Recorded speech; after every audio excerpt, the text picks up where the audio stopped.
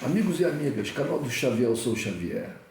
Gente, vocês viram a matéria da Time, o Lula na capa, e a reportagem repercutiu pra caramba. Porque aqui no Brasil, principalmente, esses comentadores, comentaristas da grande mídia, principalmente, também de canais que estão no YouTube, né, canais jornalísticos, mas que são ocupados por gente que egressa dessa grande mídia, esses caras ficaram todos muito incomodados, né? Ficaram muito incomodados. Até gente que eu considerava mais light, que até frequenta os canais alternativos, os canais mais à esquerda, os canais progressistas, nacionalistas, né? Como o Jamil Chad, por exemplo, até esses fizeram comentários depreciativos ao que o Lula falou na entrevista. Porque o Lula cometeu o grande pecado de dizer que a culpa do Zelensky era tanta como a do Putin, né? Tanta como a do Biden, tanto como da OTAN e dos países da União Europeia. Isso para eles é um pecado mortal, porque o grande culpado, né? O grande culpado por essa guerra é o canceroso do ditador solitário, né? Que quer reviver o Império Russo chamado Vladimir Putin. É essa a mentalidade das pessoas. Para essas pessoas, quando eles são jornalistas, se dizem jornalistas, mas quando eles vão informar as pessoas, né, eles contam uma história que começou no dia 20 de fevereiro, quando começou a guerra na Ucrânia. No dia 20 de fevereiro começou tudo, né? Naquele dia, o Putin estava lá no Kremlin, sentado na cadeira lá dele, quando de repente ele recebe lá uma entidade, sei lá de quem, né? Um santo lá qualquer, e que determinou para ele assim, ó, você vai invadir a Ucrânia. Então ele pegou numa mesma hora, pegou o telefone, chamou lá seus generais, invadam a Ucrânia. Ah, por que não? Porque eu quero, vamos lá, invadam a Ucrânia. E começou assim. Mas não é assim, gente, não é assim. Tudo que acontece tem uma causa anterior. E no caso dessa coisa da Ucrânia, as causas vão bem lá atrás. Na verdade, eu penso que elas vão lá no final da Segunda Guerra Mundial, quando o mundo, terminada a Segunda Guerra, ele está dividido entre União Soviética e Estados Unidos. Os Estados Unidos pegaram aquela parte do Ocidente, onde havia muitos países colonialistas, tiveram um passado colonialista, ainda tinham colônias, ou ainda tinham uma influência muito grande sobre as colônias, né? E esses países passaram a ser subordinados aos Estados Unidos, né? Assim como, por exemplo, o Japão, lá no Extremo Oriente, um país imperialista também, tal, né? Com um grande desenvolvimento, mas passou a ser subordinado. Os americanos protegeram aquela monarquia nazista, porque a monarquia japonesa era nazista, cometeu os mesmos crimes que os nazistas, mas os americanos, não houve julgamento o mesmo julgamento que teve lá para os nazistas, lá de Nuremberg, não houve nenhum para a monarquia, para o imperador japonês e para a sua nobreza, para a sua elite, para o seu general. Não houve, né? Eles cometeram vários crimes de guerra, mas não houve nenhum tipo de julgamento. Então os americanos dominaram essa parte do mundo, né? Uma parte maior. Aos russos, aos soviéticos, coube o que já havia do Império Russo, que passou para a União Soviética, quando a Revolução Bolchevique, e os países do leste da Europa, que o exército russo libertou dos nazistas, até que o exército russo chega lá em Berlim, chega na Alemanha, né? Então essa parte ficou para a União Soviética. Muito bem, quando nós chegamos nos anos 90, por erros de administração lá dos então líderes da União Soviética, nomeadamente o Mikhail Gorbachev, né, que veio com uma ideologia nova, que era, né, os nomes perestroika, glasnost, que queria dizer abertura, né? Abertura tanto da economia como da política, da vida política das pessoas e tal. Só que eles meteram os pés pelas mãos, né? Uma coisa gigantesca como o Estado Soviético. Você pensa que é assim, você quer fazer uma mudança radical e vai a toque de caixa. O que aconteceu foi que a União Soviética acabou, né? Ela se desintegrou. Os países do Pacto de Varsóvia também, o comunismo acabou nesses países, o regime político que existia acabou, e houve um salve-se quem puder, a coisa só não ficou pior, porque eu sei que os comunistas não acreditam em Deus, mas porque Deus não quis. Mas ficou muito ruim na Rússia, muito ruim. As pessoas na Rússia passaram a passar fome, né? Pessoas de alto nível, inclusive generais aposentados, cientistas de alto renome, políticos vários, chegaram a passar fome, né? Bom, então o que acontece? Naquela época foi feito um acordo tácito, isso está registrado, né? Quer dizer, está registrado por testemunhas, parece que tem até vídeos sobre isso, né? Está testemunhalmente registrado. Houve um acordo tácito entre as lideranças ainda, né, decadentes da decadente União Soviética com os Estados Unidos, com lideranças norte-americanas, de que não haveria um avanço da OTAN sobre os países do extinto Pacto de Varsóvia, né? Não haveria um avanço da OTAN em direção às fronteiras da Rússia. O que aconteceu? Justamente o contrário. Aproveitando-se da fraqueza, né?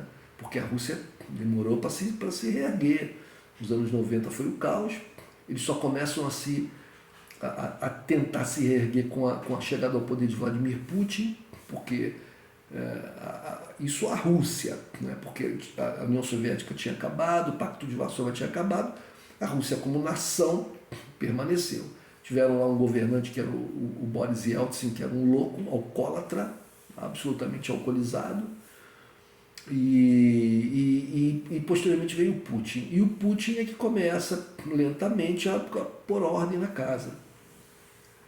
Então a OTAN se aproveitando primeiro desse período de estabilidade total da Ucrânia e depois da Rússia, nos anos 90, e depois mesmo do início do governo Putin, com ainda a demora que obviamente, né, aconteceu de um restabelecimento, né, de um poder mínimo naquele país, né, a OTAN se aproveitou disso e foi por meio de suborno, né, de chantagem, oferecendo vantagens, etc., conseguindo arregimentar as lideranças de ex-países do Pacto de Varsóvia. É claro que nesses países também havia pelo menos uma parte da população, até considerável, uma desconfiança e ressentimentos com relação à Rússia, porque a Rússia era a grande liderança da União Soviética, né? E quem é liderado, né, sempre tem um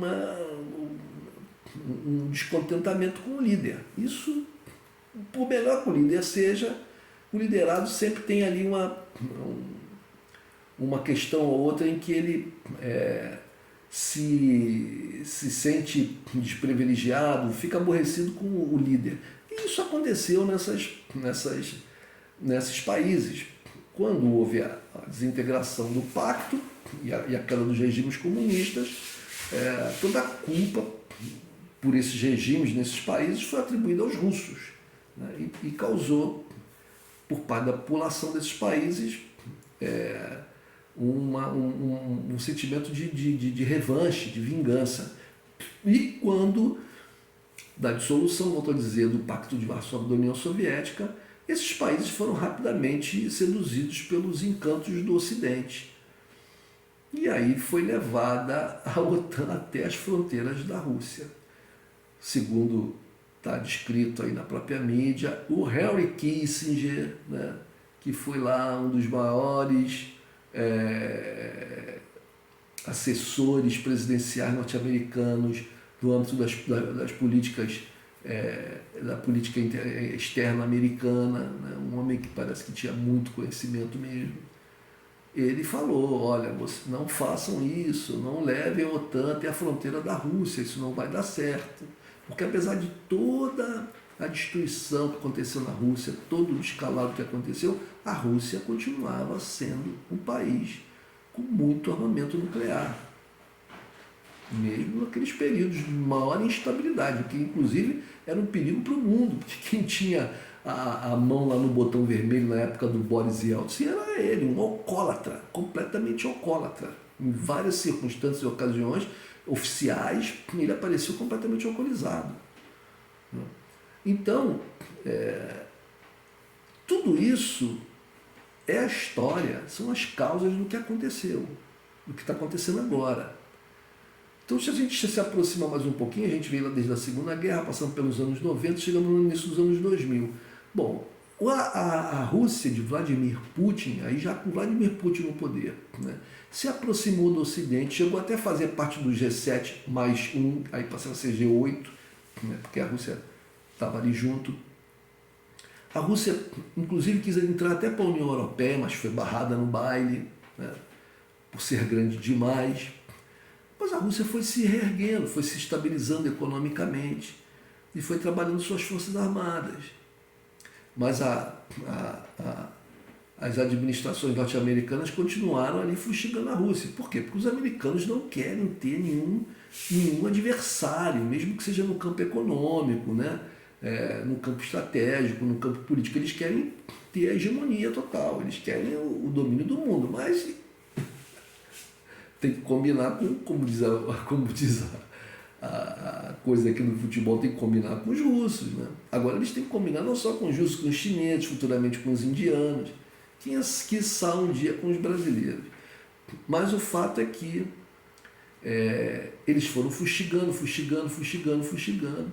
E a questão da Ucrânia. Ora, a Ucrânia, em 2014, houve um golpe de Estado financiado, isso todo mundo sabe, financiado pelos americanos, né? A Vitória Nuland estava lá nos Estados Unidos, na Europa, falou com os europeus que se dane os europeus, porque o interesse dos Estados Unidos sempre foi o domínio, não a democracia na Europa, qualquer coisa parecida, isso é tudo balela. Mas esses jornalistas brasileiros, eles parecem essas pessoas que não têm informação de história. Então não sei, se não é uma ignorância impressionante, é o quê? É uma má intenção mesmo, né? Eles querem desinformar, eles devem estar ganhando alguma coisa, alguma vantagem para se aliar a esse discurso da OTAN e dos Estados Unidos, né? Então, a gente chega em 2014, a deposição do presidente pró-russo, as chacinas que foram feitas na Ucrânia, a perseguição das populações russas, das pessoas que eram simpatizantes dos russos, das pessoas falantes do russo, a ponto de ser promulgada uma lei que proibia a fala do russo no território ucraniano. Como as pessoas, uma parcela enorme da população, nasceu falando russo. É como se o Canadá amanhã proibisse que pessoas de fala francesa falassem francês, proibido, não fala mais francês, só pode falar inglês no Canadá. Ou que, sei lá, na Espanha, o governo espanhol proibisse os galegos de falar galego. Gente, isso é um absurdo. Isso é um absurdo, mas tudo aconteceu na Ucrânia. No governo do Zelensky, por exemplo, foram banidos todos os partidos de esquerda. Todos os partidos de esquerda foram banidos. Só ficaram os partidos de direita. Quer dizer, então como assim dizer que o Putin, ao ponto de a repressão, a violência na Ucrânia foi tão grande a ponto de atacarem com milícias e com as forças regulares do seu exército as populações de fala russa da região de Donbass. Foram mortas por volta de 15 mil pessoas na região de Donbass, nos ataques que o governo fazia àquela região, que estava querendo uma autonomia, uma vez que eles não queriam parar de falar russo, eles falam russo desde sempre. É como se eu fosse proibido agora, hoje, um governo aqui no Brasil, de falar o meu carioca, o meu português aqui, carioca, só pode falar português de Brasília. Então, como assim que o Putin... Eu acho que nesse ponto o Lula até está errado. O Putin, o Zelensky não tem o mesmo grau de culpa que o Putin. O Zelensky tem muito mais culpa. Os Estados Unidos têm muito mais culpa. A OTAN tem muito mais culpa. Eles, na verdade, são os causadores do Putin ter decidido por fazer a guerra. Os causadores. E aí o que se descobre na guerra? Vem aí o Jamil Chad lá que falou, não, porque tem os crimes de guerra cometidos pelos russos. Cara pálida. Mas qual foi a organização internacional isenta, independente isenta, né? Que depois de investigações exaustivas chegou à conclusão de que os crimes de guerra, todos os possíveis crimes lá foram cometidos pelo Putin. E os crimes de guerra que os russos, né, implicam aos ucranianos.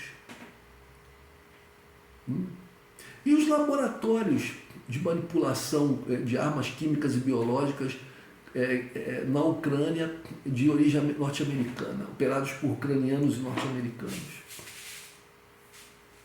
Né? E os batalhões Azov, os batalhões Azov da vida de inclinação nazista, utilizando civis como escudo humano. Né? E as pessoas amarradas em postes da Ucrânia, pelas forças regulares ucranianas, pela polícia ucraniana e tal, que diziam que eram pessoas que estavam roubando casas e de pessoas que fugiram. Mas existem contestações com relação a isso. Quer dizer, ou seja, essas pessoas aqui no Brasil, esses jornalistas brasileiros, eles parece que só veem um lado da moeda. Só veem um lado da moeda. Né? Então, se Putin tem culpa, ele tem culpa por ter lá, vamos dizer assim, dado a ordem para o general, vai lá e invade. Mas por que ele deu essa ordem? Por que ele deu essa ordem? Está aí, ó. A Ucrânia já determinada a entrar para a OTAN, e se ela entra para a OTAN, se o nível de envolvimento da Ucrânia, sem ela pertencer à União Europeia, sem ela estar na OTAN, já era dessa monta, o nível de envolvimento dela com os Estados Unidos já era dessa monta, a ponto dos americanos estarem instalando e administrando laboratórios de armas biológicas e químicas lá, né? Se foram os americanos, né, que realmente com a Vitória Nuland lá de cabeça, que financiaram, que ajudaram a fazer toda a tal da Revolução Maidan lá, com a deposição do governo pró-russo, etc. e tal, o que mais esperar? E com a Ucrânia colocando como lei a sua entrada para a OTAN, o que mais esperar da Ucrânia, da OTAN e dos Estados Unidos, se não a colocação de armas nucleares lá na Ucrânia, na fronteira da Rússia, além das outras que já existem, sabidamente. Existem reportagens, eu tenho vídeo no meu canal, vou botar o link aqui embaixo, de armas, de cento e tantas armas nucleares, ogivas, uma reportagem bem anterior a essa guerra, e que foram colocadas pela OTAN em vários países da Europa, todos eles, obviamente, apontados lá para a Rússia. Então, como assim, cara pálida, que a culpa do Zelensky não é, pelo menos, como diz o Lula? O Lula diz que o Lula é um estadista. Eu não sou um estadista. O Lula ainda está ali fazendo uma média porque ele, amanhã como presidente do Brasil, ele vai ter que se relacionar com os países do mundo, vai ter que se relacionar com os Estados Unidos, vai ter que se relacionar com a Rússia, vai ter que se relacionar com os países europeus. Então ele meio que espalhou a culpa para todo mundo. Mas eu aqui, Xavier, eu digo para vocês o seguinte: a culpa do Putin é muito pequenininha frente a essa quadrilha, Zelensky, OTAN, Boris Johnson e o Biden. Esses é que são os verdadeiros culpados da crise. E as administrações anteriores da Inglaterra e dos Estados Unidos e da OTAN. É isso, a história tem que ser contada, senão as pessoas não entendem o que está acontecendo e ficam com essas ilusões na cabeça. É o que eu sempre falo. Aqui no Brasil a gente não pode confiar na grande mídia. Em Portugal também, né? Eu falo muito para Portugal. Portugal, a mídia portuguesa é triste, cara. Triste. É igual aqui no Brasil. É triste. Eles têm um discurso único. Eu vejo assim, as mesmas matérias, as mesmas manchetes em vários jornais. É um copia e cola. Copia e cola. Você está num jornal, está no outro, está no outro, está no outro. Tudo igualzinho. Não são opiniões parecidas, não. É copia e cola. É isso. Então, Lula tem razão. Essa gente morre de inveja de ver o... Eles não resistem, né? Eles não conseguem resistir. Eles morrem de inveja que o operário nordestino, né? O boia fria, semi-analfabeto, tenha chegado onde chegou e que seja agora a capa da Time e esteja para voltar ao poder, a menos que haja um golpe. Outra coisa, gente, o golpe está sendo urdido. Bolsonaro chegando perto da eleição, Bolsonaro e seus apoiadores, essa corja de generais de quinta categoria. Outro dia fiquei também decepcionado no canal do Ani Tablian, ele dizer que existe um complô midiático da grande mídia do Brasil contra os militares. Nesse ponto, meu amigo, você vai me desculpar, mas, olha, meu Deus do céu, a compra de milhares de comprimidos de Viagra por um preço acima do mercado, né? A compra de próteses penianas, mas que é isso, cara? O exército brasileiro compra prótese peniana e Viagra, milhares de comprimidos para dar para os seus generais? O INSS fornece isso para os trabalhadores da CLT que vão buscar tratamento no SUS? Não, né? O Exército Brasileiro, os militares são uma casta à parte, né? Os privilégios que eles têm são um direito divino. Eu acho até que a saúde pública deva realmente atender homens com problemas né, de ereção, etc. Mas por que que... Mas isso não tem no SUS, né? Isso não tem no SUS. Tem Viagra nas farmácias populares aí do Brasil, para que as pessoas que são do CLT possam pegar? A população em geral, não só CLT, a população em geral, né? Porque o SUS é para todos. Não. Generais que foram colocados no Ministério da Saúde, causaram caos no Ministério da Saúde, e aí a Anitta Blenha vem dizer que existe um complô midiático contra as Forças Armadas. Pelo amor de Deus. Tá difícil, gente. Tá difícil. Um abraço.